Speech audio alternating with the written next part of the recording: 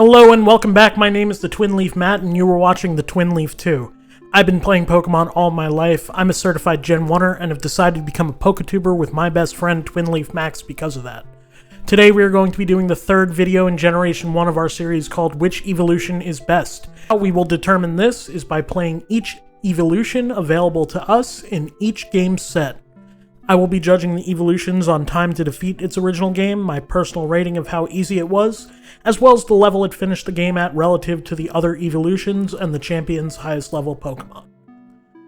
This is the third video in the video series, and today the evolution we will be exploring is the red-headed stepchild of the evolutions, Flareon.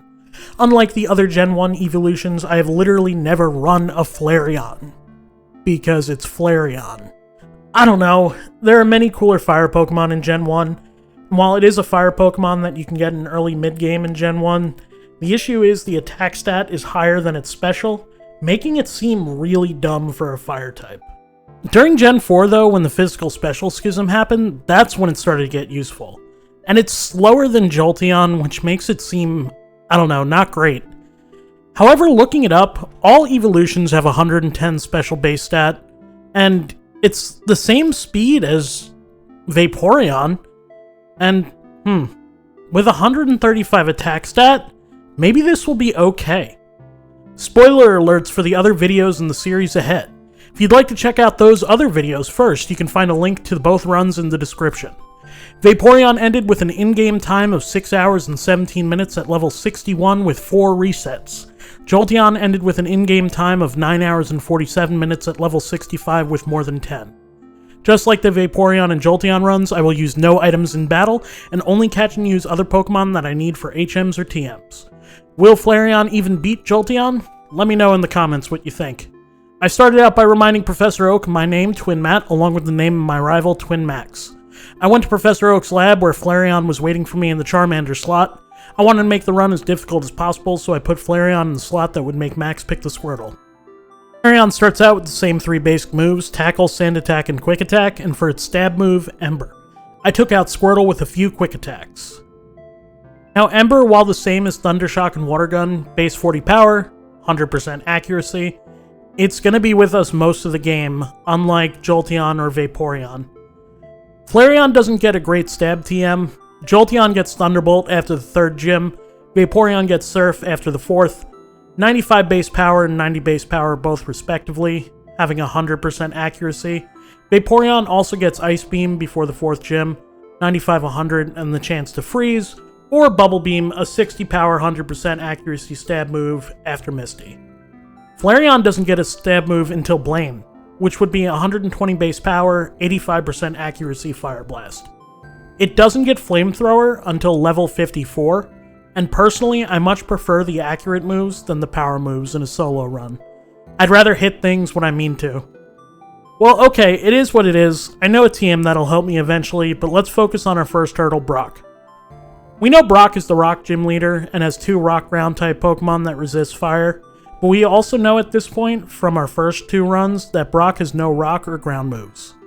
I go through Viridian Forest, making quick work of the bug trainers using Flareon's Ember. It's a great training ground for him. I'm going to try the junior trainer in Brock's gym. Ember did a little more than a 3rd on Diglett, so I took it down in 3 hits, and then I was able to beat Sandshrew as well? Hey, that was pretty easy. Let's heal and try Brock at our current level. Level 10 Flareon versus Brock. Let's see. Brock sends out Geodude, and I start sand attacking it down. Once I got it down, I Embered 3 times, and 2 quick attacks, and went down. Okay, sand attack the Onix, and I'm dead. Okay, let's try again. This time, I didn't even bother with sand attack, and I Ember down the Geodude. For Onix, I do sand attack. Once he is down, I used Ember, except when he bited, I used sand attack, and then I beat him. That was really easy. Okay, let's do Mount Moon. I go through Mount Moon, pick up the Dome Fossil, and go to fight Misty. Just kidding, I went to Rival 2 first. Here's Max 2. The first time I fought Max's Pidgeotto, managed a decent amount of damage before I took it down. Abra is an Oko. Rattata is not quite an Oko, and it hits hard with a Hyper Fang. I'm going into Squirtle with 11 HP. However, Max is bad at Pokemon battles, so I quick attack him down and win on my first try. I do Nugget Bridge, save Bill, and head to fight Misty. Misty was tough. Staryu came out and I took it down in 2 quick attacks. I tried to set up for Starmie by sand attacking, but it sent me packing with a couple of water guns. I then went to try again. I crit the Staryu, and got hit hard by Starmie and had to reset. I tried one more time at this level, and died to the Starmie again. Quick attack was no longer cutting it. I needed a stronger move, and I knew exactly where to get one. Just like every other run, I went to the SSN, and I got something. The Body Slam TM. I have gotten it on every Eeveeloution run so far, so I figured it was still necessary. Flareon would actually be the most able to utilize it with that 130 base attack stat. I went to the SSN, I got Body Slam, and fought Max for the 3rd time. Here's how it went. Oko Pidgeotto, Oko Eradicate, Oko Kadabra, and Noko on Wartortle because it was a 2-shot. I got the cut HM from the old man. I then went back to Cerulean to fight Misty. The reason I had to go back to Cerulean was Misty gives you the ability to use cut outside of battle, and I needed it to fight Surge. Here's the Misty fight. Misty sends out her Staryu, who Big Red 11 levels higher and is a ridiculous attack stat, is able to Oko with a Body Slam. Next comes out Starmie, and I hit hard with a paralyzing Body Slam and take it out with a quick attack. Time to head back to Surge. I tried Ember on Voltorb, but it doesn't kill it, so I finish it off with a Body Slam, one-shot the Pikachu, and hit the Raichu with a Body Slam and not quite kill it. Could have been a range, but finish it off after that. Rock Tunnel wasn't interesting, so on to Rival number 4. Just like Rival 3 and Rival 2, Rival 4 was not very interesting this run. I'm able to Oko all of his Pokemon except Wartortle, and I move on to Erica. I thought Erica was going to be the easiest gym fight. However, now that I have Ember at, mid-game, it's not really doing anything. Ember being a 40 base power move means even as a stab move, isn't that strong mid-game. I need to get a better stab move. I don't know why I didn't just use Body Slam the whole time. I probably could have one-shot all her Mons. But I beat Erica, and it's time for Giovanni. Giovanni was a joke. Onyx Special is so bad I 2-shot it with Ember. Same deal with Rhyhorn, and crit the Kangaskhan with an Ember to pick up the win. Now I don't know if the Kangaskhan crit mattered, but I had beat Giovanni so handedly that I didn't feel like seeing if it did. I went and picked up Fly, did the Lavender Town stuff, time for Koga. Koga wasn't as easy, being more defensive and not having that good enough stab move. I tried for Ember, and it did about half on Coughing.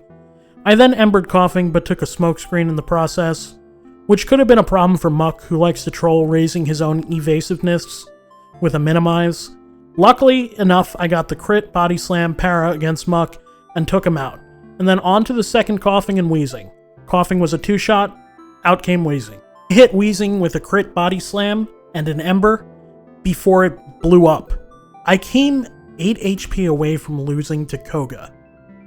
After getting the Surf HM from Safari Zone and getting the Strength HM from the old man, I went to face Rival 5 in Silphco. At this point, I am no longer Okoing the Pidgeot, still Okoing the Growlithe and the Execute, and surprisingly the Alakazam, even though it outspeeds me, and 3 Body Slams to take out Blastoise. In the Giovanni battle, I 2-shot the Nidorino with Ember, 2-shot the Kangaskhan with Ember, 3-shot the Rhyhorn, and 2-shot the Nidoqueen. Now it's time for Sabrina. Sabrina's difficult, but this time I have really high attack. So Sabrina went like this. 1-shot the Kadabra, Mr. Mime, and not quite the Venomoth. Alakazam uses Reflect, but I hit it 2 times, and I won. Easiest Sabrina fight so far. On to Blaine. I wasn't worried about Blaine. Like every time I fight Blaine, it's a joke. Beat Blaine and got the thing I needed from him. Fire Blast TM. I taught it to Big Red, and it was on to Giovanni. Giovanni was the same issue I had with Jolteon. I had to one-shot the Dugtrio to be able to win. I thought. So here's the Giovanni fight. I one-shot the Rhyhorn with a Fire Blast. Time for Dugtrio, and oh, it outsped me. Uh-oh. And I got one shot by Dig. Let's try again.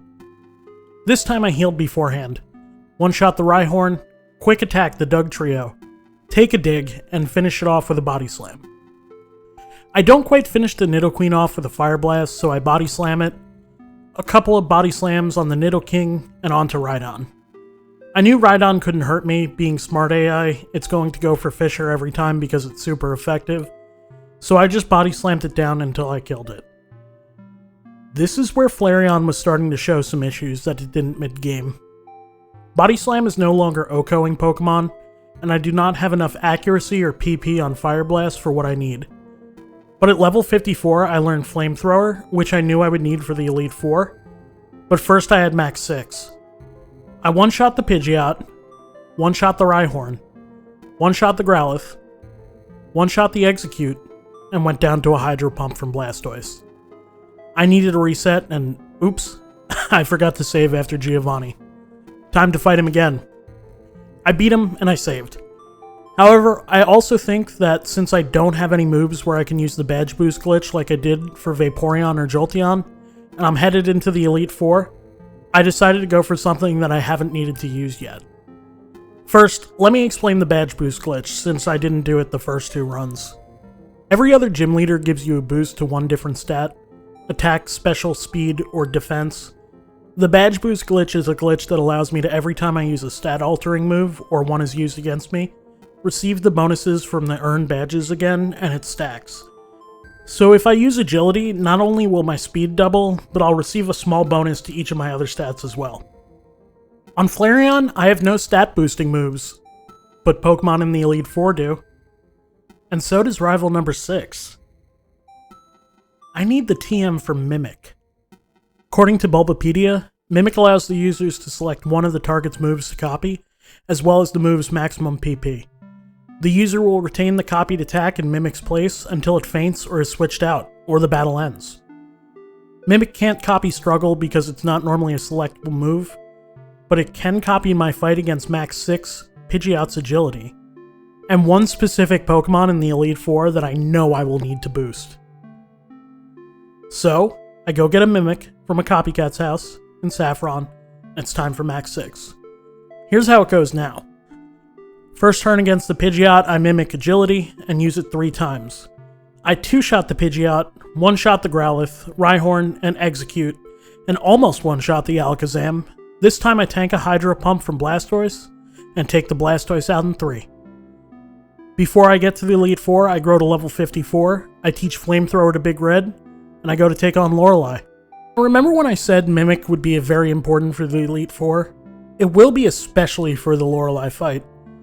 Lorelei has Water-Ice Pokemon, meaning all my fire attacks are neutral, and these Pokemon are too defensively beefy for Body Slam to be much help. But their special is also pretty good. This is where Mimic and Lorelei's Slowbro come into place. Lorelei's Slowbro has the move Amnesia, and in other gens, Amnesia works by raising the special defense of the Pokemon by 2 stages.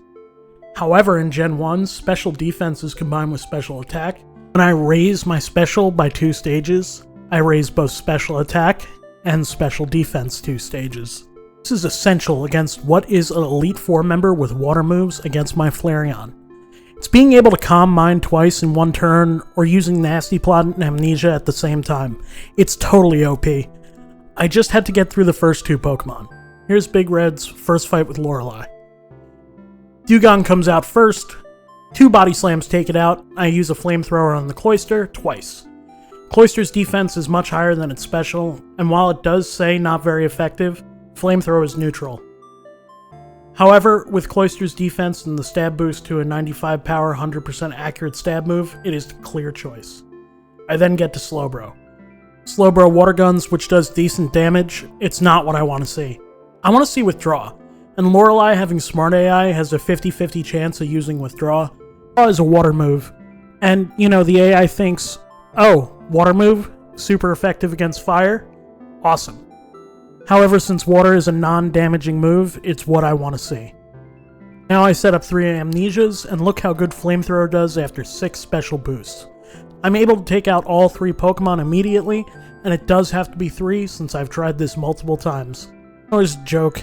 His Pokemon special is so bad that I beat him every time without boosting. Agatha doesn't have Smart AI, which makes her a complete toss-up. I lose at 56 every time I tried.